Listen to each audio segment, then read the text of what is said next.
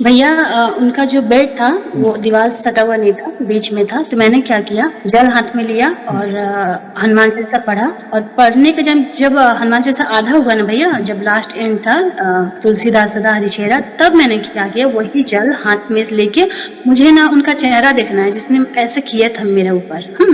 Okay. तो भैया विश्वास नहीं करेंगे, उसी रात को मैंने सपने में देखा जिन्होंने किया था, एकदम साक्षात भैया उन दोनों को देखा। तो भैया मैं ये चीज ना 2 साल झेली बिना बात बात का भैया। रात को छत पे बैठकर रोना, रात को कमरे में बैठकर रोना, बिना बात का भैया मन घबराना, अजीब अजीब ख्याल आना। जब मैं भक्ति करने बैठती ना भैया, दादा की चालीसा करने बैठती ना, तो मन में बहुत ही गंदे विचार, बहुत ही बुरे विचार आते थे भैया। हनुमान जी की गदा पड़ेगी उन पर, आप चिंता ना करें। क्या मिलता है मुझे पता नहीं चलता है, लोग ऐसा क्यों करते हैं, जेलसी हो या कोई मतलब उनको ये समझ नहीं है, उनको ये अक्ल नहीं है कि मैं बुरा कर्म कर रहा हूँ, किसी का बुरा सोच रहा हूँ।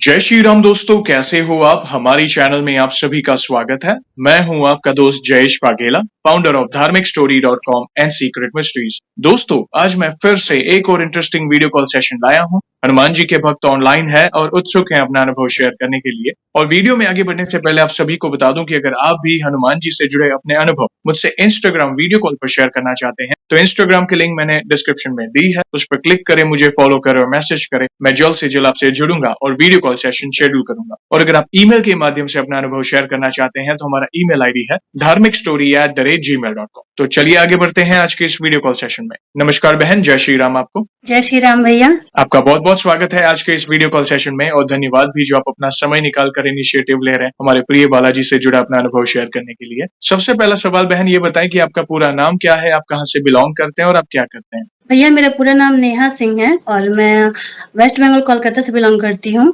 और मैं एक हाउस वाइफ हूँ।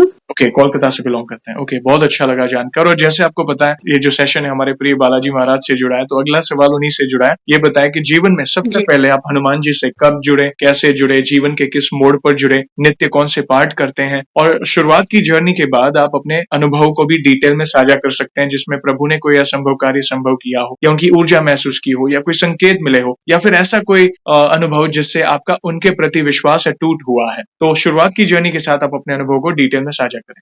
भैया, सबसे पहले सभी हनुमान भक्तों को मेरा सीताराम। और भैया ये 2013 की बात है, जब मैं 9th क्लास में थी। तो उस टाइम मैंने हनुमान जी की भक्ति थोड़ी-थोड़ी स्टार्ट किया था, क्योंकि मम्मी घर में बहुत पूजा पाठ करती थी। तो मम्मी से ही मैंने पूजा पाठ सीखा है। और उसके अलावा मैं एस्ट्रो में बहुत ज़्यादा ही मुझे इंटरेस्ट था। तो मैं कुछ-कुछ एस्ट्रो भी देखती थी टीवी पे, तो उससे भी मैंने बहुत कुछ पूजा पाठ, भक्ति के बारे में सीखा। तो 2013 में भैया हुआ क्या था कि जब मैं 9th क्लास में थी, तो मैं हनुमान चालीसा पढ़ना, हनुमान जी का पूजा करना। एक्चुअली बात क्या है कि मम्मी को किसी ने बताया था कि आपका मंगल दोष चल रहा है, तो आप हनुमान जी का व्रत कीजिए और हनुमान चालीसा का पाठ कीजिए। तो मम्मी करती थी, तो मम्मी को देखकर मैं भी करना स्टार्ट करी। तो मैं स्कूल जाने से पहले अपना पूजा पाठ करके, आरती वगैरह करके जाती थी स्कूल। और क्या हुआ उस टाइम कि मेरे दादाजी का बहुत ही तबीयत खराब था, ऑपरेशन हुआ था। तो उस टाइम दादाजी मतलब कुछ शायद नेगेटिव एनर्जी थी। तो दादाजी बोल रहे थे क्या कि मैं ना अब नहीं बचूंगा, ऐसे सडनली ऑपरेशन के बाद, कि मैं ना अब नहीं बचूंगा, मैं ना मर जाऊंगा, ऐसे करके।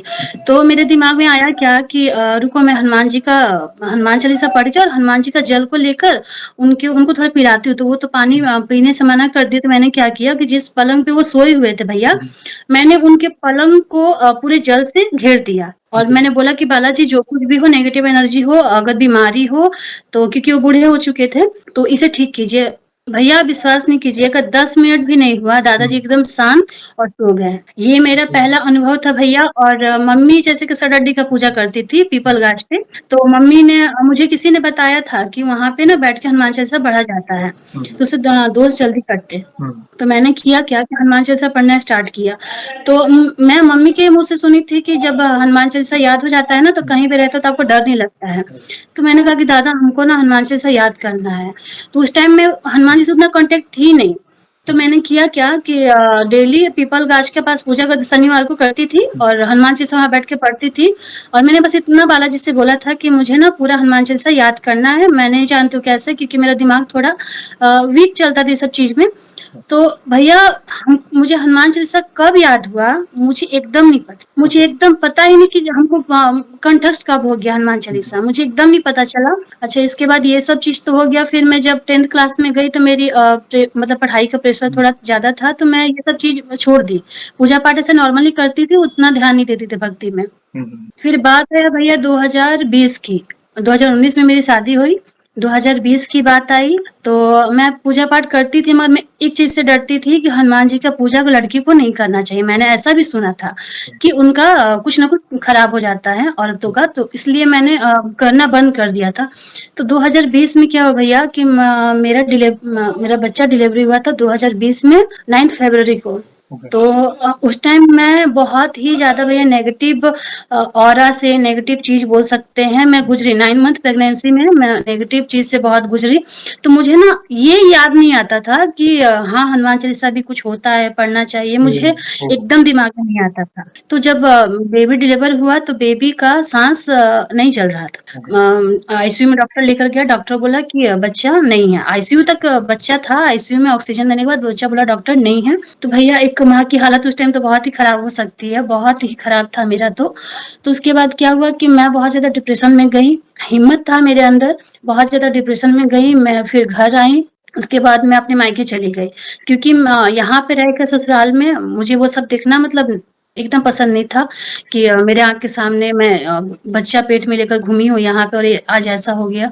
तो मैं क्या की घर चली गई, तो वहाँ पे जब मेरा हम मतलब 1 महीना तो बहुत ही ज़्यादा दुःख में रहे, पूरा फ़रवरी, आधा मार्च जब गया ना भैया, बीच मार्च में, तो आपका वीडियो अचानक सामने आया मेरे पास, एकदम सामने आया, अचानक से भैया, मतलब ऐसा नहीं कि मैंने कुछ सर्च मारा, कुछ भी नहीं। और वीडियो कौन-सा था कि एक प्रेग्नेंट लेडी का बच्चा बार-बार मिसकैरेज हो रहा था कुछ नेगेटिव एनर्जी की वजह से। तो मैं उस टाइम ना भैया इस नेगेटिव एनर्जी पे बिलीव एकदम नहीं करती थी। मैं जानती थी कि थोड़ा बहुत होता है, इतना नहीं जानती थी मैं। तो उस टाइम क्या हुआ कि मैं वो वीडियो देखी, तो मुझे ना आपका बहुत सारा वीडियो दिखा, मैं सारा मुझे ना भैया हनुमान जी की कृपा तो देखिए, सारा वीडियो मुझे एकदम ये प्रेगनेंसी से रिलेटेड ही मिला। मैंने सारा वीडियो भैया आपका देखा और पता है मुझसे पहले ना मेरे हस्बैंड आपकी वीडियो देखा करते थे। वो भी कौन-सा मोटिवेशनल वाला वीडियो सब, तो मैं उस टाइम नहीं जानती, तो मैं इनको बताई ऐसे-ऐसे है, एक भैया हैं। इन्होंने कहा कि अरे मैं उनका वीडियो तो बहुत पहले से देखता हूँ। तो भैया हनुमान जी का एक चमत्कार देखिए कि मैं तो हनुमान जी की पूजा करती भी थी, मगर मेरे हस्बैंड जो हैं वो पहले से ही हनुमान भक्त थे। हाँ, तो क्या हुआ कि उस टाइम की भी बात है भैया कि जब मेरा बच्चा डिलीवर हुआ था, तो हम लोगों ने सब भगवान को ऐसे मन्नत माँगी कि बच्चा भगवान अगर बच्चा में साँस आ जाएगा, मैं ये करूँगी, वो करूँगी। मगर बाद में हम लोगों ने खुद में डिसाइड किया कि अरे मेरे हस्बैंड बोल रहे कि अरे हम सब भगवान को बोले मगर हनुमान जी को बोलना तो भूल ही गए। अगर शायद हनुमान जी को बोलते तो आज मेरा बच्चा ज़िंदा मेरे पास होता। तो ये सब तो भैया ख़ैर बीत गया, तो उसके बाद मैंने आपका वीडियो देखना स्टार्ट किया और उसी दिन भैया, क्योंकि मेरा तो मतलब उस टाइम मैं पूजा-पाठ बिल्कुल भी नहीं करती थी, बहुत ज़्यादा डिप्रेस में रहती थी, बहुत ज़्यादा रोना-धोना था। तो मैंने कहा कि दादा मैं तो नहीं जानती हूँ, मैंने तो आपका वीडियो देखा कि सब प्रेग्नेंसी हालत में हम मतलब बहुत ही तरीके मतलब किसी भी गंदे तरीके में आपका सब भजन कर रहे हैं, तो मैं भी करूँगी दादा। आप अगर स्वीकार करें तो ठीक है, ना स्वीकार करें तो भी ठीक है, मगर मैं करूँगी। भैया मैंने जिस दिन वीडियो देखा तो उसी दिन रात को सोने से पहले मैंने आपका हनुमान चालीसा पढ़ा। आप विश्वास नहीं करेंगे भैया, ऐसे-ऐसे रास्ता निकला ना, ऐसा-ऐसा रास्ता दादा ने निकाला 2-3 दिन पढ़ने के बाद, जो नेगेटिव एनर्जी थी वो सब चीज़ से मुझे छुटकारा मिली उस टाइम। उसके बाद अगेन मैं एकदम पहले जैसी बनकर अपने ससुराल आई। उसके बाद ससुराल में आने के बाद भैया कुछ दिन रहने के बाद फिर से नेगेटिव एनर्जी हावी होने लगा। उसके बाद क्या हुआ कि मेरा सेकंड बेबी कंसीव हो गया उसी टाइम। तो मैंने सेकंड बेबी कंसीव तो हुआ भैया 3 मंथ का जब मेरा बेटा था, 3 या 2.5 मंथ का होगा, तो मैंने कहा मैं रो रही थी, बहुत ज़्यादा रो रही थी, क्योंकि एक तो बेटा खो चुकी थी। तो मैंने कहा कि हस्बैंड थे नहीं रूम में उस टाइम, मैं अकेले ही रूम में थी। तो मैंने कहा कि दादा ये तो ठीक है, आप तो दे तो दिए हैं, मगर ये आएगा कैसे? इतना नेगेटिव एनर्जी से मैं गुज़री हूँ, मुझे उम्मीद नहीं है कि आ पाएगा। भैया मैं इतना कहकर रोते-रोते सो गई, बेड पे ही सो गई। आप विश्वास नहीं करेंगे, मुझे एक सफ़ेद कपड़ा ओढ़े भैया, एक आदमी मेरे सर के पास बैठा है और मुझे गूज़बम्प आ रहे हैं भैया। बोल रहा कि तेरा बच्चा को कुछ नहीं होगा, तेरा बच्चा 9th मंथ में एकदम तेरे पास आएगा, पूरे सेफ्टी के साथ आएगा तेरा बच्चा, जी। कुछ नहीं होगा तेरे बच्चा को। भैया मेरा फटाक से नींद टूटा, रूम में कोई नहीं था, मैंने अपने सर के पास देखा, पैर के पास, खिड़की खोल के देखा, कोई भी नहीं था। मैं अपने सासू माँ के पास गई, बोला मम्मी मैंने ऐसा सपना देखा। मम्मी बोली कि हो सकता है घर का कोई देवी देवता होगा। तो मैं तो समझ गई थी ये कोई है नहीं, दादा ही है। तो मुझे उस टाइम बहुत हिम्मत मिला भैया, बहुत हिम्मत मिला कि चलो दादा तो है मेरे साथ। उसके बाद क्या हुआ कि मैं 5 मंथ में चली गई अपने मायके। मायके गई, वहाँ पे ऐसे कंटिन्यू भैया मैं उस टाइम कोई पूजा पाठ नहीं करती थी, ना दादा को भोग लगाती थी, कुछ भी नहीं। बस सोने का टाइम और उठने का बेड से पैर नीचे रखने से पहले हनुमान चालीसा बस, और इससे ज़्यादा मैं कुछ भी नहीं करती थी। तो क्या हुआ भैया कि 7 मंथ का जब बाबू था पेट में, तो फिर से मुझे यही टेंशन कि दादा ठीक तो है, तो मगर होगा कैसे, क्या होगा, अगर आएगा कुछ होगा तो मैं तो जी नहीं पाऊंगी। तो फिर रात को दादा एक बहुत ही विशाल बंदर, मतलब ओके। काला कलर का, रेड कलर का मुंह था। मुझे अभी भी भैया वो फेस अभी भी याद है, वो पूरा पूरा शरीर याद है भैया मुझे, कि दादा बोल रहे हैं कि तू क्यों इतना टेंशन ले रही है, हम बोले तेरा बच्चा को कुछ नहीं होगा, वो 9 मंथ में तेरे पास वो आएगा, एकदम अच्छे से आएगा। हम बोले चलो ठीक है। तो उसके बाद तो मैं निश्चिंत हो गई, एकदम निश्चिंत। तो मैंने क्या किया भैया, गूगल में नाम सर्च करना स्टार्ट किया बच्चों का। तो मैं तो इतना, मतलब मैं जानती थी कि दादा ने जो लिया वही लौटाएंगे, मुझे इतना कंफर्म था। तो मैं नाम सर्च करते करते मुझे ना अथर्व नाम बहुत ही ज्यादा अट्रैक्टिव लगा, बहुत यूनिक लगा। तो मैंने कहा कि नहीं, मुझे ना हनुमान जी के नाम से कुछ नाम रखना है। तो मैंने कहा कि मान रख दूं, हनुमान हटा, हनुम हटा के मान रख दूं। फिर कहा कि नहीं, मान अच्छा नहीं लगेगा। तो अब पता नहीं भैया, दादा की शायद ये मर्जी थी, मैं हनुमान जी के नाम से नाम रखना चाहती थी, मगर मैंने अपने बेटा का नाम अथर्व रखा। तो जब बेटा हुआ जब बेटा होने वाला था भैया, तो डेट हमको दिया गया था, जो डेट दिया गया था, उसी दिन सुबह में मुझे एकदम हल्का ना के बराबर पेन हुआ। तो मैंने मम्मी को ऐसे ही नॉर्मली बोला कि मम्मी मुझे ना पेन हो रहा है। तो मम्मी क्या की कि नर्स लोग को कॉल की हेल्थ सेंटर में। तो वो लोग बोली कि आप एक काम कीजिए, अभी आप चल जाइए हॉस्पिटल। तो मम्मी, हम बोले कि नहीं, हम अभी जाएंगे नहीं, वैसा कुछ है नहीं प्रॉब्लम, हम जाएंगे नहीं। तो फिर क्या हुआ, शाम को 6 बजे मैं सांझ बत्ती दे रही थी, हाँ सांझ का टाइम था, सांझ बत्ती दे रही थी भैया। तो नर्स ने कॉल किया कि एक काम कीजिए, आप लोग हॉस्पिटल चले जाइए, वरना रात को कोई एम्बुलेंस मिलेगा नहीं, अगर दर्द ज्यादा तेज हो गया तो फिर कोई एम्बुलेंस मिलेगा नहीं यहाँ से, और यहाँ से हॉस्पिटल भी बहुत ज्यादा दूर है। तो हाँ, मम्मी बोली कि ठीक है नेहा, तब एक काम कर, जल्दी जल्दी से रेडी हो जा। तो मैं भी रेडी हो गई, तुरंत रेडी हो गई। और मतलब इतना इतना तत्काल हुआ ना भैया, मैं दादा से ये चीज पहले बोल रही थी, दादा मेरा डिलीवरी ऐसा होना दादा, कि जैसे कि मैं मायके में थी भैया, तो मायके में किसी को एक चीज खराब लगती है, तो मैंने कहा कि दादा ऐसा डिलीवरी होना कि किसी को पता भी ना चले घर में कि हाँ मतलब ऐसे प्रॉब्लम हुआ, ऐसे प्रॉब्लम हुआ। भैया जैसे जैसे मैंने बोला था, दादा ने बिल्कुल वैसे किया भैया। मैं बिना बिना दर्द के हॉस्पिटल गई, गाड़ी में गई, और उसके बाद वहां जब गई भैया, कोई दर्द नहीं। मैं तो परेशान, बोली कि नहीं मुझे जाना है घर। मम्मी को बोला, मम्मी बोला कि नहीं नहीं, अब तो छुट्टी मिलेगा नहीं, 2 दिन बाद ही मिलेगा। तो भैया हनुमान जी की कृपा तो देखिए, रात को मुझे 11 बजे पेन स्टार्ट हुआ। तो मैं किसी को नहीं बोली, दादा मुझे इतना शक्ति दिए थे कि मैं बर्दाश्त कर पाई। किसी को मैंने बोला नहीं, किसी को नहीं उठाया, मम्मी को भी नहीं, नर्स लोग को किसी को नहीं। मॉर्निंग में 5 बजे एक नर्स उठी, तो मैंने उसे कहा कि मुझे ऐसे ऐसे प्रॉब्लम हो रहा है। तो उन्होंने कहा कि ठीक है, आपका ना डिलीवरी होने वाला है। अब तो मैं परेशान कि ठीक है डिलीवरी तो होगा, मेरा बच्चा का क्या, बस दिमाग में ये चल रहा था भैया। तो मैं क्या की ना कि हनुमान चालीसा पढ़ना स्टार्ट कर, रात को भी मैं पढ़ रही थी, दर्द के दौरान भी मैं पढ़ रही थी, हनुमान चालीसा पढ़ना स्टार्ट किया। और दादा से बोला कि दादा मुझे ना नॉर्मल डिलीवरी चाहिए, क्योंकि ऑपरेशन में आप जानते हैं दादा, मैं झेल नहीं पाऊंगी इतना, नॉर्मल डिलीवरी चाहिए। अब दादा ऐसा कृपा कीजिएगा 1:30 बजे तक मेरा डिलीवरी हो जाए।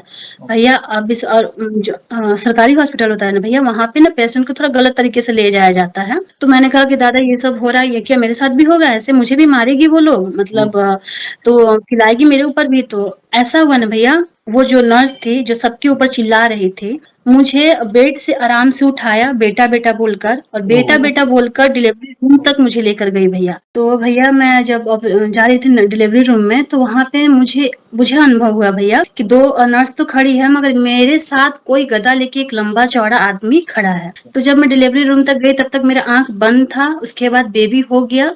दादा भैया मैं उस खुशी में नहीं रोई कि मेरा बच्चा मतलब ऐसा था।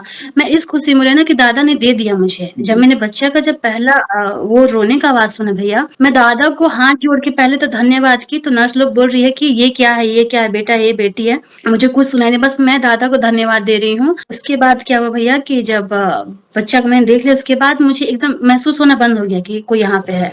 मैंने इधर-उधर देखा, कोई भी नहीं था। मैंने बहुत ही रोते-रोते बहुत दादा को धन्यवाद दिया। उसके बाद भैया बेटा तो हो गया, फिर मैं घर आ गई और अब क्या हुआ ना उसे कि 5-6 दिन बाद उसे बहुत ज़्यादा सर्दी-जुकाम हो गई।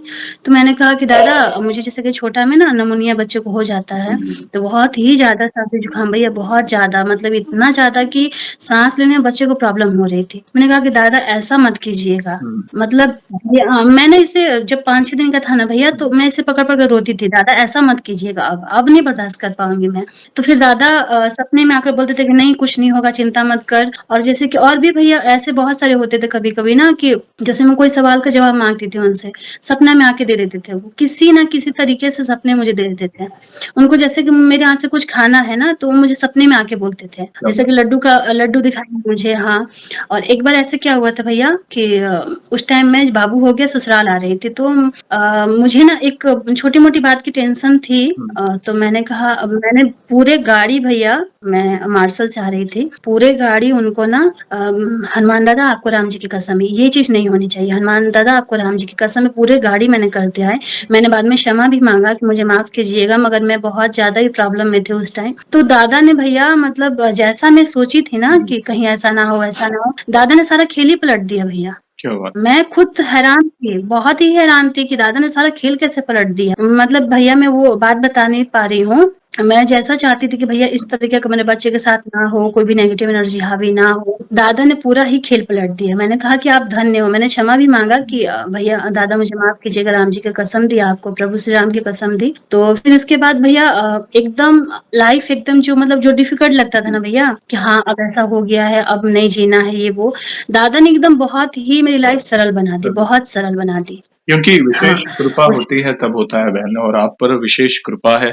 दुःख हुआ हाँ जी दुःख भैया। हुआ जानकर आपकी पहली संतान के बारे में, लेकिन प्रभु की शरण में थे आप और प्रभु ने आपको बल दिया उस सिचुएशन से बाहर आने के लिए। संकट आते हैं, देखिए अप्स एंड डाउन्स होते हैं, किसी का भी जीवन परफेक्ट नहीं होता। ये कहीं न कहीं हमारा पिछला कोई प्रारब्ध होता है, जो हमें संकट जी में भी भैया। भोगना होता है। मगर अगर उस समय में हम प्रभु की आराधना करते हैं, देखिए मैं भी सरल भक्ति को ही प्रोत्साहित करता हूँ। आपने देखिए कुछ ज़्यादा पूजा-पाठ नहीं की, मगर हनुमान चालीसा का जो पाठ था आप निरंतर कर रहे थे। मतलब उस समय आपको वो फ़ील हो रहा था कि नेगेटिव एनर्जी हो या कहीं न कहीं वो नेगेटिव एनर्जी के कारण ही वो संकट था। लेकिन जहाँ पे बजरंगबली होते हैं, वहाँ पे नेगेटिव एनर्जी आपका बाल भी बांका नहीं कर सकती और आपने जैसा सोचा उससे भी सरल आपकी जो दूसरी डिलीवरी और प्रभु की कृपा से वो आपकी संतान इस दुनिया में आराम से आई। यहाँ पे एक जी सवाल भैया। एक आगे बढ़ने से पहले एक सवाल पूछना चाहूँगा जैसे सबसे पहला सवाल ये होगा कि आपने जो पहला अनुभव शेयर किया उसमें आपके जो दादाजी थे, जो बीमार थे, आपने कहा कि मतलब आपने जो जल का उपाय किया, तो आपने उनकी जो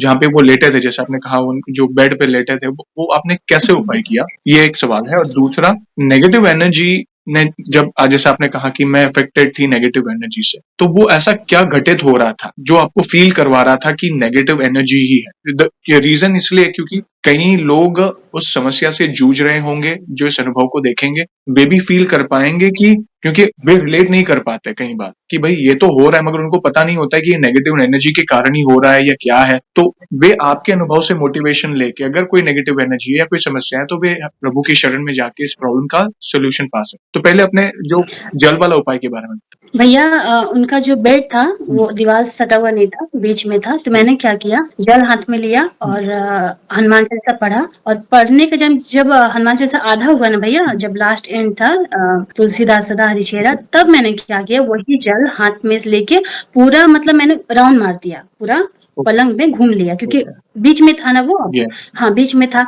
ऐसे जब अगर कोई ना कर पाए ना तो बेड के ऊपर बैठ के भी वो एक कटोरी में जल लेके हनुमान चालीसा पढ़ के फूँक मार के वो जल को पूरा पलंग के पास आप गिरा दो, चारों ओके, कोना में। ओके, हाँ, ये कैसे मैंने किया था भैया, और उसके बाद आपने एक सवाल पूछा नेगेटिव एनर्जी कि यस। नेगेटिव एनर्जी भैया, जब मेरा प्रेगनेंसी स्टार्ट हुआ था 3 मंथ तक तो मैं ठीक थी। भैया नेगेटिव एनर्जी इस तरीके से था ना, मतलब बहुत ही बुरा भैया, कि बच्चा कैसे भी करके खत्म करना है। ये नेगेटिव एनर्जी किया गया था मेरे ऊपर कि बच्चा खत्म करना है। तो 3 मंथ में ऐसा करना था, मगर हो नहीं पाया, क्योंकि मैं भक्ति भगवान का भैया बहुत की हूँ। स्टार्टिंग से मैं अकुआरा में बहुत पूजा की हूँ, भगवान मेरे साथ थे, महादेव मेरे साथ थे, कुछ हुआ नहीं, माता रानी साथ थी। क्या हुआ ना भैया कि जब 6-7 मंथ हुआ ना, तो अचानक से बच्चा रुक गया पेट में। कुछ बाता-बाती हुई, बच्चा पेट में रुक गया, रात को चलना बंद, डॉक्टर ने बोला अल्ट्रासाउंड कीजिए। अल्ट्रासाउंड करने के लिए भैया मैं सुबह नहाई, तो जब मैं मतलब जो अपना कपड़ा होता है ना भैया, डाली ना, तो वो कपड़ा मुझे फटा मिला वहां से। ओके। वो कपड़ा मुझे बाहर से फटा हुआ मिला। और उसके बाद मैं तो ये बोलूंगी भैया कि जो भी प्रेग्नेंट लेडी है ना, सबसे पहले अपने हर एक चीज से अलर्ट रहे। किसी को अपना चीज यूज करने के लिए ना दे, और किसी का यूज किया हुआ सामान खुद को ना ले। मैंने भैया बोलते हैं ना कि बचपना बुद्धि थी भैया, बच्चा होने के बाद ही बुद्धि खुलती है। तो भैया मैं वो बेटे के टाइम में ना इतना झेली हूँ ना भैया, गैस झड़ जाते थे, मुझे पता नहीं था कि ये नेगेटिव एनर्जी की वजह से हो रहा। पूरा रात बैठ के रोती थी भैया मैं, रात रात भर नींद नहीं आती थी, सुबह भी जल्दी नींद खुल जाती थी, और बहुत ही गंदे सपने दिखते थे भैया। मैं सपना देखती थी क्या कि मेरा एक बच्चा हुआ है, मैं उसे ना गोबर से जो बोला जाता है अंगना में लीप कर मैं उसे सुला रही हूँ। और ये सपना जो देखता ना भैया, बहुत ही खराब सपना है। अगर आप किसी और का देख रहे हैं ना, किसी और का देख रहे हैं या अपना देख रहे हैं कि हाँ मेरा बेबी हुआ, अगर प्रेगनेंसी के दौरान, तो आप उसी टाइम अलर्ट हो जाइए। ये बहुत ही खराब सपना है भैया। मैं तो बोल रही हूँ भैया कि मैं नेगेटिव एनर्जी जानती नहीं थी कि होता क्या है, तो मैं इन सब चीजों में इतना थी ही नहीं भैया। तो ऐसे ही करके भैया मैंने 9 मंथ ना भैया बस रो रो के ही निकाला है, बस रो रो के, बिना मतलब का रोती थी, पता नहीं रोती क्यों थी। किसी से बात करने का मूड नहीं होता था, बिना मतलब का चिड़चिड़ा हो जाती थी, ये सब चीज होते थे भैया। भैया वो तो जो नेगेटिव एनर्जी थी बहुत ही थोड़ा था भैया, उसके आगे भी नेगेटिव एनर्जी मेरे लिए बहुत सारी रखी हुई थी, मैं आगे शेयर करूंगी आपसे। बिल्कुल कंटिन्यू करें प्लीज। तो हाँ, तो भैया हुआ क्या कि जब मैं अपने ससुराल आ गई, तो मैंने कहा कि दादा मुझे ना उनका चेहरा देखना है जिसने ऐसे किया था मेरे ऊपर। ओके। तो भैया आप विश्वास नहीं करेंगे, उसी रात को मैंने सपने में देखा जिन्होंने किया था, एकदम साक्षात भैया उन दोनों को देखा, जो भी 2 लोग 3 लोग थे। ओके। हाँ, मैंने साक्षात देखा, दादा ने मुझे दिखाया। मैं सुबह उठी, मैंने बोला थैंक यू दादा दिखाने के लिए, क्योंकि और एक बात भैया कि मैं ना बहुत ही दर-बदर भटकी कि ऐसा कौन कर सकता है, कौन कर सकता है? और दादा का जो मंदिर था, मेरे घर तरफ एक दादा का मंदिर है, वहीं पे वो नाम भी निकला, दादा ने ही निकलवाया, जिन्होंने इस टाइप का करवाया था। तो सपने में भी दिखाया दादा ने, चेहरा सपने में भी दिखा दिया। तो मैंने कहा कि ठीक है दादा, उसके बाद आप संभालना, मैं नहीं जानती हूँ, आप संभालना, मैं तो आपकी सीधी-सादी सी भक्त हूँ, मैं कुछ नहीं जानती हूँ। उसके बाद क्या हुआ भैया कि मुझे ना प्रेगनेंसी में थायराइड पकड़ लिया था। तो मैं बहुत टेंशन में कि थायराइड से तो शरीर पूरा खत्म हो जाता है, मैंने ऐसे सुना था, और मेरा कोई भी एक बीमारी तक नहीं है भैया, थायराइड से मैं बहुत ज़्यादा टेंशन में रहने लगी। तो क्या हुआ ना कि मैंने थायराइड का दवाई लेना स्टार्ट किया था, तो रक्षाबंधन से 2 दिन पहले मैंने रिपोर्ट करवाया। तो वो जो रिपोर्ट करता है ना, उसका नियम क्या है कि उसी दिन आपको रिपोर्ट दे देगा। उस टाइम क्या बोला कि आपको रिपोर्ट हम 3 दिन बाद देंगे, तो हमने ठीक है दे दीजिएगा। और मैं दादा से बार-बार प्रे करूँ कि दादा मेरा रिपोर्ट नॉर्मल निकले, मुझे दवाई ना खाना पड़े, मैंने ऐसे बोला। और रक्षाबंधन था 2 दिन बाद, तो मैंने क्या किया, मायके चली गई। मैं वहाँ पे दादा को जाके मेरे मायके में एक पंचमुखी हनुमान जी हैं, तो मैं उन्हीं को राखी बाँधती हूँ स्टार्टिंग से। तो मैं उन्हीं को जाके राखी बाँधी, बोला कि दादा मुझे गिफ्ट में कुछ नहीं, बस यही चाहिए कि मेरा थायरॉइड रिपोर्ट नॉर्मल आए, मुझे थायरॉइड एकदम ही ना हो, खत्म हो जाए। भैया वहाँ से मैं आई, राखियों की बाँध के मैं चली आई ससुराल, और रिपोर्ट आया, ससुराल आई, उसके 1 दिन बाद रिपोर्ट आया। तो रिपोर्ट पता है डॉक्टर क्या बोल रहे हैं कि आपका थायराइड एकदम नॉर्मल है, आपको दवाई लेने का कोई ज़रूरत नहीं है। भैया आप विश्वास नहीं करेंगे, मैं उछल-उछल के अपना हस्बैंड को, मम्मी को, सबको बता रही हूँ कि दादा ने देखो चमत्कार कर दिया। और भैया पहले ऐसा होता था ना कि जब दादा की कृपा था, जब बोलती थी ना दादा मुझे आपको देखना है, तुरंत भैया उसी रात मुझे सपने में कोई रूप में दर्शन दे देते थे दादा, चाहे वो जैसे भी थे। हाँ, और उसके बाद एक बार क्या हुआ था भैया कि मैं ना खाना बना रही थी, तो मेरा आदत सा हो गया था भैया कि मैं खाना बनाते-बनाते हनुमान चालीसा पाठ करूँगी या फिर कोई उनका मंत्र है जो कष्ट भंजन का मंत्र है, ओम नमो हनुमते भय भंजनाय सुखम कुरु फट स्वाहा, तो मैं वो जप करती थी। तो क्या हुआ ना कि मैंने कहा कि दादा बहुत दिन हो गया आप दर्शन नहीं दिए, सपना में भी नहीं दिख रहे हैं, कुछ तो अनुभव कराइए कि आप मेरा चालीसा सुन भी रहे हैं या नहीं, या अभी मैं ऐसे ही रट्टा मार रही हूँ। तो क्या हुआ ना कि भैया हम लोग का किचन थोड़ा खुला में है, तो मैं सब्जी चढ़ाकर और ऐसे ही टहल रही थी और चालीसा का पाठ कर रही थी। तब तक पता है मेरे हस्बैंड क्या बोल रहे हैं, नेहा देखो बंदर आया है। ओहो! भैया आप विश्वास नहीं करेंगे, मैं जहाँ थी ना वहाँ खड़ी रह गई और दौड़ के गई वहाँ से, और देखा एकदम मैं जहाँ सब्जी बना रही एकदम ठीक सामने मेरा गेट है, जी, वहाँ पे एक बंदर आकर बैठा हुआ। भैया जो मेरे मोहल्ले में जल्दी बंदर नहीं आता भैया। जी, मैं शादी से करके जब आई मैं कभी भी अपने मोहल्ले में बंदर नहीं देखी हूँ। जी, जब से मैं हनुमान जी दिखे मुझे तब से मेरे ससुराल की छत पे बंदरों का झुंड आना, मेरे ही छत पे बंदरों का झुंड आना मेरे जैसे एक बार मुझे फ़ील क्या हुआ था कि बहुत सारा हनुमान बंदर का झुंड है और मेरे छत के ऊपर से जा रहा है। मुझे ऐसा फ़ील हुआ मैं रूम में बैठी हुई हूँ। छत पे जे देखा ना भैया वो सच में बंदर का झुंड मेरे छत से पार करके किसी और के छत पे गए। और एक एक जो बंदर था ना भैया बहुत ही विशाल बंदर था भैया। तो मैंने मन में कहा बहुत कोई था वहाँ में, मैंने मन में कहा दादा आप ही आए हैं हुँ, और आप मेरे घर ना बैठ के किसी और के घर में बैठे हुए हैं। वो बंदर भैया दौड़ कर आया, जो बड़ा वाला बंदर था दौड़ के आया मेरे छत पे। तो मैंने ऐसे कुछ आलू-वालू दिया तो वो फिर खा के चला गया। उसके बाद क्या हुआ भैया जो मैंने कहा कि सब्ज़ी बनाते जो बंदर आया था, तो मैंने उसे ले जाकर पहले तो उसे प्रणाम किया मैंने, तो हम लोग कि धन्यवाद मैं अब समझ गई कि आप मेरा चालीसा सुन रहे हैं। हुँ, फिर मैंने आलू दिया वो खाने के लिए, रोटी दिया, वो खा लिए, ठीक है। एक लड़का आया लेकर रोटी आया देने के लिए, भैया वो उसका हाथ का दिया हुआ खाया भी नहीं। और नहीं तो उसे पता है दाँत दिखाने, हाँ, वो बंदर भैया दाँत दिखाने लगा। मैं इतना हैरान भैया, मैंने अपने हस्बैंड से बोला कि आप देखिए तो मेरे हस्बैंड क्या बोले, हमको पता है तुम बुलाई है इसलिए वो आए हैं। और मैंने कहा कि आप देखिए ना उनके हाथ का कुछ नहीं खाए, मेरे हाथ का खा के और चले भी गए, कहाँ गए नहीं पता। राइट। वहाँ से तुरंत वो हम लोग देखा कि वहाँ से वो कूदे मगर कहाँ गए ये नहीं पता भैया। उनकी इच्छा थी ना आपको दर्शन देनी, आपकी रिक्वेस्ट थी हाँ, कि प्रभु हाँ, आए, उनको हाँ। दर्शन दीजिए और उनकी कृपा है तब जाके ये हो रहा है बहन। आप जो सोच जी रहे हैं वो भैया। हो रहा है, वे हर कदम पर आपके साथ हैं। स्वप्न के माध्यम से हो, अच्छा, के वानर स्वरूप के माध्यम से हो, वे कहीं न कहीं वे आपको वो अपनी उपस्थिति का एहसास दिला रहे हैं कि चिंता ना कर मैं तेरे साथ हूँ। जो अंदर से साथ इनसिक्योरिटी फील होती है ना कि होता है, कई बार ये नेगेटिव एनर्जी का प्रभाव हो और उसके कारण जो कॉन्सिक्वेंसेस होते हैं, कई बार हमें होता है कि आगे कुछ ना हो, जो हुआ है बस ऐसे ही रहे, प्रभु से प्रभु की भक्ति से हमें बल मिलता है और आपको ये भक्ति की शक्ति ही है जिसके कारण बल मिला है। तो प्रभु आपको वो अंदर से जी, सिक्योरनेस फील कराते हैं कि चिंता ना कर मैं तेरे साथ हूँ और वो कदम-कदम पर आपके साथ। जी भैया। और भैया एक बार हुआ क्या था ना कि मेरा छोटा वाला भाई जो है अहमदाबाद गया था। हुँ, तो मुझे तो पता है कि अहमदाबाद में सारंगपुर में कष्टभंजन देव हैं और मैंने आप ही के वीडियो में देखा है, तब से मैं उनका आरती और उनका हर मतलब मैं व्हाट्सएप ग्रुप में भी जुड़ी हूँ उनसे। ओके। तो उनका डेली का जो सिंगार है मेरे व्हाट्सएप में आता है। जी, तो भाई गया था कुछ काम से, तो भाई और उसका एक फ्रेंड गया था। तो मैंने उस टाइम वो बहुत ज़्यादा छोटा था भैया, मतलब फिर भी 18-19 के एज में होगा, तो उस टाइम तो बुद्धि तो होता नहीं उतना भैया। तो मैंने कहा ना कि दादा गया तो है, ठीक है, मगर ना उसको सद्बुद्धि दीजिएगा कि ठीक से रहे। तो फिर मुझे वो एक दिन कॉल किया कि दीदी यहाँ पे ना जगह अच्छा नहीं है, मैं यहाँ पे जॉब नहीं करूँगा, चले आऊँगा। तो मैंने कहा कि ठीक है तू चला, उसका कुछ जॉब का इंटरव्यू था। तो हम बोले कि हाँ ठीक है चला, वहाँ पे मत रह। तो क्या हुआ भैया कि वो जब आ रहा था ना तो मैंने बोला कि इतना बजे ट्रेन है, तो मैंने कहा कि दादा बस आप साथ रहिएगा उसके साथ, हुँ, क्योंकि वो बच्चा उसको बुद्धि नहीं है, वो अनजान शहर में पहली बार गया है दादा। हुँ, हुआ क्या भैया कि वो लोग जिस ऑटो में बैठे ना, एक औरत आई, उसका फेस कवर था, मेरे भाई ने मुझे बताया। एक औरत आई, ट्रॉली बैग 2-3 बैग ली थी भैया, ओके। 2-3 बैग ली थी, उन लोगों के साथ वो ऑटो में बैठी। हुँ, और पता है क्या बोली कि बाबू तुम लोग कहाँ से आए? तो ये लोग बोला कि हम लोग आसनसोल से आए हैं। तो ये बोला कि वो लेडीज़ बोल रही भैया कि आप लोग ना थोड़ा अच्छे से जाइएगा, यहाँ पे ना सामान बहुत ज़्यादा चोरी होता है। आप लोग पहली बार आए हैं ना तो अच्छे से जाइएगा। भैया जब वो लोग स्टेशन उतरा ना तो वहाँ पे कोई भी रोड नहीं था, कोई भी गाड़ी नहीं था, सीधा रोड था।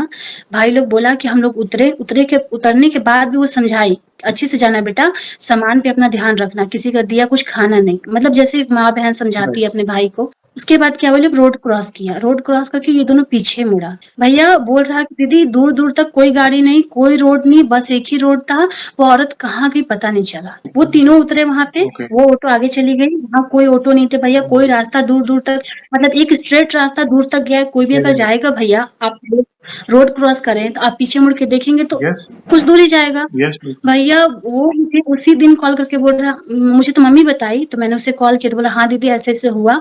पर दीदी वो औरत को हम लोग फिर रोड क्रॉस करके जाकर देखे, कहीं नहीं मिली वो औरत। हाँ, मैं मम्मी से बोली कि बस कोई नहीं, वो ना दादा थे, मैंने उन्हें प्रे किया था, आपके नगर में गए, आप वहाँ बुला नहीं सकते मगर उसके आप साथ हैं क्योंकि वो बहुत बच्चा है अभी। यस। तो भैया मेरा एक और अनुभव है, मैंने अपने भाई दोनों भाई को बोला कि तुम लोग ना हनुमान जी का पूजा स्टार्ट करो। तो उन लोगों ने कहा ना कि नहीं हम लोग पूजा नहीं करेंगे, तुम ही करो, तुम ही बहुत ज्यादा पूजा पाठ करती हो, तुम ही करो। तो मैंने ऐसे ही दादा से प्रे किया कि दादा आप उन लोगों को सद्बुद्धि दीजिए, क्योंकि वो लोग बाहर रहते हैं भैया, दिल्ली बाहर रहते हैं। तो कहा कि दादा आप ही उन लोगों को सद्बुद्धि दीजिए कि वो लोग आपका पूजा स्टार्ट करें। भैया ऐसा मिरेकल हुआ ना, मेरे भैया खुद से ही पूजा करना स्टार्ट कर दिया हनुमान जी का। हनुमान चालीसा पढ़ना स्टार्ट कर दिए, हनुमान जी का आरती करना स्टार्ट कर दिया, यहाँ तक कि मंगलवार का व्रत भी रखना स्टार्ट कर दिए। क्या हुआ? और भैया इतना चमत्कार हुआ भैया के साथ कि जब हम लोगों ने बोला कि ठीक है अब तो तू जॉब वगैरह कर रहा है तो व्रत तो कर नहीं पाएगा, तो व्रत को उद्यापन कर दो। बोला कि नहीं नहीं मुझे व्रत उद्यापन नहीं करना, अभी और करना है। ओके। भैया मैं हैरान थी कि मतलब देखो, जो इंसान बोलता था कि नहीं मुझे पूजा नहीं करना है, तुम लोग करो, तुम लोग तो कर रही हो ना, वो इंसान आज मंगलवार का व्रत मतलब बोल रहा है कि नहीं मुझे और करनी है। उसके बाद अभी व्रत तो उद्यापन हो गया भैया, मगर वो बजरंगबली का, बालाजी का पूजा अभी भी करते हैं, चालीसा का पाठ अभी भी करते हैं भैया। ये भी बहुत ही अद्भुत घटना थी। आपके जीवन में विशेष कृपा रही है बहन, मतलब आपके वो जल से जुड़ा अनुभव कहें, डिलीवरी वाली जर्नी कहें, नेगेटिव ऊर्जा के बारे में कहें, अपने भाइयों के लिए प्रार्थना कहें कि कैसे मतलब प्रभु ने कहीं न कहीं आपके पूरे परिवार की रक्षा की। और भी कोई अनुभव तो आप शेयर कर सकते हैं। जी भैया, मेरा एक और अनुभव जी मैं सबके साथ शेयर करना चाहती हूँ। भैया ये बात है ना 2022 की, मैं हनुमान जी के इतने पूजा पाठ करने के बाद नेगेटिव एनर्जी ने ऐसा हावी किया ना भैया कि मतलब ये सभी के साथ हो सकती है। हुआ क्या भैया कि मैं हनुमान जी का पाठ करती थी तो धीरे-धीरे मैं चालीसा का पाठ ना बंद होने लगा, मतलब बहुत ही कम होने लगा। तो मैं बहुत ज़्यादा पूजा पाठ कम करने लगी और मुझे ये पता नहीं चला कि ये नेगेटिव एनर्जी है। तो फिर क्या हुआ कि मेरा ना ऐसा हुआ था कि पूजा पाठ बाँध दिया गया था कि मैं पूजा पाठ ना करूँ, ऐसा भी होता है भैया। तो पूजा पाठ बाँध दिया गया था, मैं बिल्कुल भी पूजा पाठ नहीं करती थी, बहुत ही चिड़चिड़ा, बच्चे को मारना-पीटना भैया, जैसा ऐसा अंदर से लगता था ना फ़ील कि मैं पागल हो रही हूँ। ओके। मैंने इनको बोला कि आप या तो मुझे ज़हर दे दीजिए, अपने हस्बैंड को बोला, या मुझे कहीं पागलखाना में भर्ती कर दीजिए। मैं इतनी अंदर से पागल हो चुकी थी भैया। फिर मैं कभी-कभी सोचती कि जब मुझे डिप्रेस होना था तब तो मैं डिप्रेस हुई नहीं, तो फिर अब ऐसा क्यों हो रहा है? तो भैया मैं ये चीज़ ना 2 साल झेली। बिना बात बात का भैया रात को छत पे बैठकर रोना, रात ओके। को कमरे में बैठकर रोना, बिना बात का भैया मन घबराना, अजीब-अजीब ख़्याल आना। जब मैं भक्ति करने बैठती ना भैया, दादा की चालीसा करने बैठती ना, तो मन में बहुत ही गंदे विचार, बहुत ही बुरे विचार आते थे भैया। मैं ना परेशान हो चुकी थी, मैं ये सब से परेशान होकर ना भैया दादा की भक्ति करना मैं छोड़ दी ओह! कि नहीं दादा ये गंदे विचार आ रहे हैं ना, तो मैं आपकी भक्ति कैसे कर सकती हूँ? तो फिर ये सब भैया 2 साल मैंने झेला। एक बार क्या हुआ कि मैंने दादा से कहा कि बस अब क्या कर रहे हैं आप? मैंने आप ही का अनुभव देख रही थी मैं, मुझे याद नहीं है कौन-सा वीडियो था, तो मैंने दादा को जाकर ना मतलब जो चीज़ था ना भैया एकदम मेरे ऊपर डिपेंड कर रहा था, वो हर एक चीज़ मेरे ऊपर मतलब जैसा लग रहा कि मेरे लिए बनाया गया वीडियो। तो मैंने दादा का एक पंचमुखी हनुमान का इतना छोटा फ़ोटो रखा है, तो मैंने दादा के सामने जाकर बैठकर बहुत रोया कि आप ये क्या कर रहे हैं मेरे साथ? इतने आप मेरे साथ थे, मैं आपको भाई मानती हूँ, हर एक साल राखी बाँधती हूँ। आपने मतलब मेरा इतना साथ दिया और अभी आप मेरा साथ छोड़े क्यों दादा? तो उस दिन तो मैं बहुत रोई। उसके बाद दादा ने मुझे स्वप्न में दर्शन सपना मैंने देखा था। उसके बाद क्या हुआ भैया कि सडनली मेरा तबीयत खराब होता है, मैं मायके जाती हूँ। मायके में मेरे दिमाग में एक ख़्याल आता है कि मैं 11 दिन का हनुमान चालीसा संकल्प का पाठ लूँगी। मैंने पाठ पूरा किया भैया, उस दौरान भी भगवान के प्रति गंदे मन में विचार आते थे। मैं इतनी भैया नेगेटिव एनर्जी से हावी मेरे ऊपर था, बहुत ही ज़्यादा हावी हो गया था भैया। तो फिर भैया दादा ने ही मुझे ऐसा रास्ता दिखाया, दादा ने ही बहुत रास्ता दिखाया भैया मुझे कि मुझे वैसे जगह भेजा कि जहाँ मैं प्रॉपर्टी मैंने संकल्प के दौरान कहा था कि दादा मुझे ना बीमारी भैया मेरे ऊपर ना नेगेटिव एनर्जी के थ्रू बीमारी दिया गया था। मैं इतनी परेशान थी भैया, इतनी परेशान थी भैया, मेडिसिन कुछ भी सूट नहीं करता था मेरे ऊपर। जो भी भक्ति वगैरह थी कुछ भी मतलब कोई असर ही नहीं, जैसे लगता था ना कि भगवान मेरी पुकार ही नहीं सुन रहे एकदम से। तो फिर क्या हुआ भैया कि जब मैं वहाँ पे जा रही थी तो लोग बोलते हैं ना कि भैया कि नहीं इन सबों में मत भटको, यहाँ मत जाओ, पैसे ले लेगा। और मैं बोलती हूँ ना भैया कि जब आपको इंसान हर तरीके से मजबूर कर देता है ना तो आपको उनका ही सहारा लेना पड़ता है। तो मुझे कहीं न कहीं दादा ने ही वहाँ पे भेजा है भैया। तो मैं जब जा रही थी रास्ते में ना भैया तो मुझे एक बहुत ही उस टाइम जन्माष्टमी का मेला लगा था भैया, तो हम लोग मेला घूम के देख रहे थे। तो अचानक से जब भैया बाएँ साइड मुड़े ना, इतना विशाल हनुमान जी का मूर्ति भैया, इतना विशाल, मैंने कहा कि बस दादा मैं आपको समझ गई कि इतना नेगेटिव एनर्जी होते हुए भी आप मेरे कहीं न कहीं साथ हैं। भैया मैं गई मतलब उस टाइम ऐसा था ना भैया कि चेहरे पे कोई खुशी नहीं था, कोई हँसी कुछ भी नहीं। उधर से आते टाइम ना भैया मैं पहले की तरह एकदम हँसती खिलखिलाती हुई अपने घर आई। कितना भी नेगेटिव एनर्जी हो ना भैया, मैं तो यही कहूँगी ना कि आप भक्ति करना ना छोड़ो, क्योंकि मेरे ऊपर जैसा था ना भैया कि भगवान के प्रति मन में गंदे विचार आते थे। मैं इतनी परेशान थी भैया, एनी टाइम बेचैनी बनी रहती थी। मैं इतना ही कहूँगी ना कि चाहे कुछ भी हो जाए ना, आप कोई भी पूजा करना ना छोड़ें, चालीसा का पाठ करना। आप अगर पाठ नहीं कर सकती हैं, एक टाइम ऐसा भी होता था भैया जब मैं पाठ करने बैठती थी ना तो सर पूरा भारी हो जाता था। जैसे लग रहा कोई मारता था सर पे कि नहीं मन नहीं करना है तुझे, ये नहीं करना है तुझे। और कभी-कभी ना मैं पता है एक बार भैया क्या हुआ था कि मैं आपका अनुभव देख रही थी जी। और हुआ क्या कि मैंने कहा कि हाँ, दादा पॉसिबल करता। पता है भैया मेरे अंदर से क्या आवाज़ निकली, तेरा दादा घंटा कुछ कर सकता है और कर सकता है तो उसको क्यों नहीं बचा रहा है? मेरे अंदर से ऐसी आवाज़ निकली। मैंने कहा कि दादा इसकी जो भी कुछ इसकी इतनी हिम्मत कि ये इतना गंदा आपके बारे में बोलेगा और आप सुन रहे हैं। भैया उस दिन से दादा ने मुझे रास्ता दिखाया, दादा आज मुझे नेगेटिव एनर्जी से एकदम एकदम ठीक कर दिए हैं और मुझे पूरा विश्वास है दादा के ऊपर कि जिन्होंने ऐसा किया ना उनका कर्म का फल भई दादा ज़रूर देंगे। मुझे पूरा विश्वास है भैया। हनुमान जी की गदा पड़ेगी उन पर, आप चिंता ना करें। उनके कर्म वापस भैया आएँगे, जी। उनके प्रारब्ध वापस आएँगे उन पर। क्या मिलता है मुझे पता नहीं चलता है, लोग ऐसा क्यों करते हैं, जेलसी हो या कोई मतलब उनको ये समझ नहीं है, उनको ये अक्ल नहीं है कि मैं बुरा कर्म कर रहा हूँ, किसी का बुरा सोच रहा हूँ, प्रेगनेंसी के दौरान हो या किसी के बच्चे के बारे में हो, वो वापस मुझ पर आए। वे सोचते नहीं है। चलिए, आपके जीवन में वो टेम्पररी संकट था। सोचिए अगर भगवान ना होते आपके साथ तो आपके क्या हालात होते। मगर कहीं न कहीं बहुत नेगेटिव एनर्जी क्या करती है, वो आपको लास्ट तक वो पूरी कोशिश करेगी कि आप भगवान से दूर रहें। जैसे आपको भगवान का कोई पाठ करने का मन नहीं करेगा, पूजा-पाठ कोई भी मतलब आप ऑटोमैटिक उससे दूर हो जाएँगे। मगर उस समय अगर आप जो भी दर्शक देख रहे हैं, ऐसा नहीं है कि नेगेटिव नेगेटिव एनर्जी भी होती, मगर उस समय आपको क्या करना है, आपको यही करना है कि भले मन ना लगे, आपको आपके पाठ बढ़ा देने हैं। कुछ ना कर सको तो नाम हाँ। जप करो।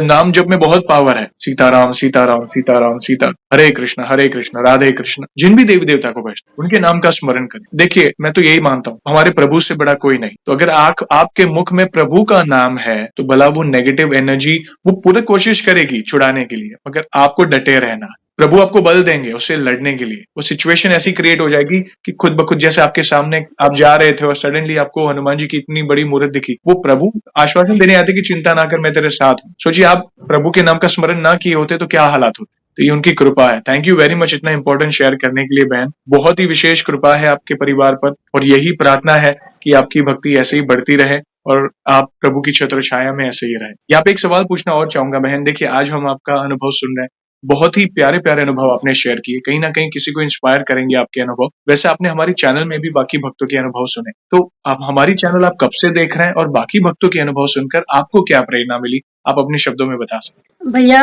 मैं आपकी चैनल 2020 से देख रही हूँ और मुझे ना भैया मैं एक बात बताऊंगी, जब मैं आपको देखती हूँ ना हैं। तो जब आपका वीडियो में जब देखती हूँ मैं आपको, जब ऐसे ऐसे आपका मतलब आपका पलक जब जोर से झपकता है, मुझे ऐसा लगता है ना कि मैं दादा के दर्शन कर रही हूँ। मैं पता नहीं भैया कैसे, मगर मैं जब भी आपका फेस देखती हूँ ना मैं मुझे लगता है कि मैं हनुमान दादा को देख रही हूँ। और जब भैया आपका टेस्ट कॉल आया था ना भैया तो उस दिन मैं बहुत ज़्यादा ही अपसेट थी। मुझे एक और अनुभव अपना शेयर करना है भैया नेगेटिव एनर्जी से लेकर। तो जब टेस्ट कॉल देखा ना, जब मैंने आपको देखा ना भैया तो मैंने कहा कि देखो दादा ने कॉल कर दिया। मेरे मतलब मन से ऐसा निकला भैया कि दादा ने कॉल कर दिया, दादा ने अब मुझे बुला लिया। क्योंकि भैया मैं ना अपना अनुभव बहुत ही दिनों से शेयर करना चाहती थी मगर हो नहीं पाता था। मैंने कहा कि ठीक है अब आपकी मर्ज़ी। जब आप चाहो, हो सके कुछ अनुभव आप मेरे साथ और करने वाले हैं, इसलिए आप शायद ना करने दे रहे हो, ठीक है, आपकी मर्ज़ी। तो वही भैया मैं दादा की मर्ज़ी समझती हूँ कि मैं अपना अनुभव आज शेयर कर पाई हूँ। धन्यवाद। हम तो दास के दास हैं, वे तो हमारे परमपिता परमात्मा हैं। धन्यवाद आप, क्योंकि उनकी इच्छा से हो रहा है। हम जुड़ पा रहे हैं, आप कोलकाता में, मैं गुजरात में। ये सारी व्यवस्था प्रभु की है, हमारा परिवार है भक्तों का, बजरंगबली का परिवार, राम जी का परिवार। तो ऐसे ही प्यार और सपोर्ट जी। करते रहें बहन, आपका बहुत-बहुत धन्यवाद। और जाने से पहले एक आखिरी सवाल पूछना चाहूँगा। देखिए वैसे तो हमारे पास इतना सामर्थ्य नहीं है, मगर फिर भी 1 लाइन में हमारे प्रिय हनुमान जी का बखान करना चाहे तो किस तरह करना चाहेंगे? भैया मैंने इतना भक्ति जो किया है, मैं उनके लिए बोलना चाहूँगी, करो कृपा मुझ पर हे हनुमान, जीवन भर करूँ मैं तुम्हारा गुणगान। जग में सब तेरे गुण गाते हैं, हरदम तेरे चरणों में शीश नवाते हैं। दुःख और कष्टों का नाश होता है, जिसके हृदय में हनुमंत का वास होता है। प्यार से भजे जो उसका नाम, सब संकट का होता है विनाश। जय श्री राम। क्या बात सीताराम। है! सीताराम, बहुत सुंदर शब्दों में आपने प्रभु की महिमा का बखान किया बहन। Thank you very much, thank you. बहुत सुंदर अनुभव भी आपने शेयर किया और इन फ्यूचर भी ऐसी कोई भी अनुभूति हो तो हमसे अवश्य जुड़िएगा। हम वीडियो के माध्यम से आपके अनुभवों को भक्तों तक पहुँचाएँगे। और जाने से पहले आपको पता है हम ऐसे ही सेशन को एंड नहीं करेंगे। प्रभु श्री राम के नाम का जयकारा और हनुमान जी के नाम का जयकारा अवश्य लगाएँगे, फिर सेशन को एंड करेंगे। तो जो भी भक्त जहाँ के जी। सेशन को देख रहा है, भारत में है, भारत के बाहर है, चल फिर रहा है, ऑफिस में, किचन में, प्लीज जयकारे में जुड़िए, फिर सेशन को एंड करेंगे। तो बोलिए सियावर रामचंद्र की जय, जय। पवन सुत हनुमान की जय। जय। वंस अगेन बहन, थैंक यू वेरी मच अपने प्यारे प्यारे अनुभव शेयर करने के लिए। जय श्री राम, जय हनुमान, जय सीताराम। जय सीताराम।